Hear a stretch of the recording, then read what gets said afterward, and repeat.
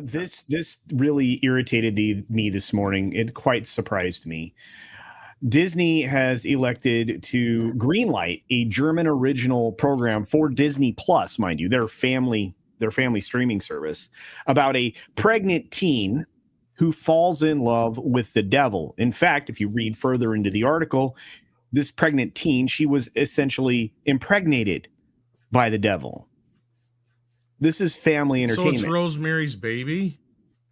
This is family entertainment to Disney. This sounds very German, if nothing else. It does. And I will say it does sound like something that I would not mind seeing. Sounds very Rosemary's Baby. But I'm not sure that I would want that available on Disney Plus. What say you, Watch? I mean, does that seem kind of like some, I don't know, brand confusion maybe? Well, actually, let me touch back a little bit to the call as well, then I'll expand into it. Yeah, go for it.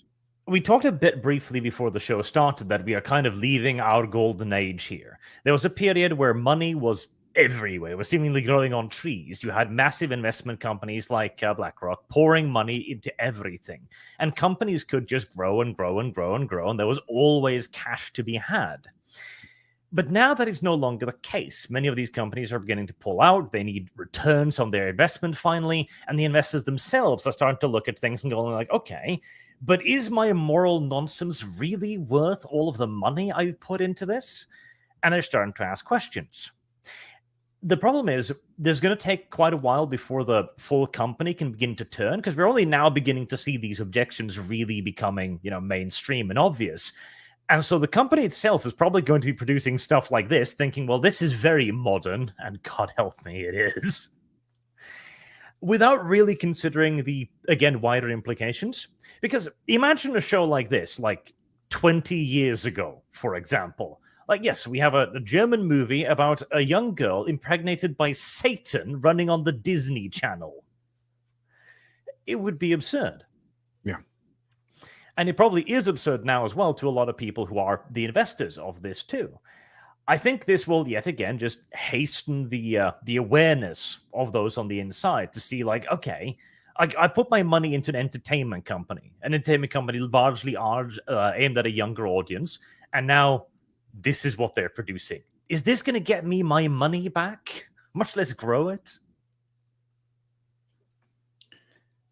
Yeah, I would not put money on that, but also I don't know how sure they want to make money, but culture, take it away. Sorry, no, I didn't mean to interrupt, but I did want to read something from this. I'm going to describe what exactly this program is.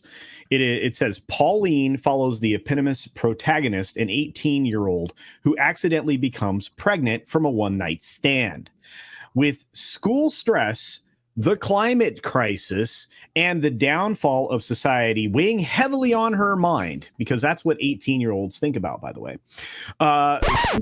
Something she doesn't need at all right now is catching feelings, especially not for her one-night stand Lucas, who, as it turns out, is the devil himself. That was the pitch. There was something in there that I caught that I've been telling you guys we're going to start seeing and hearing more about.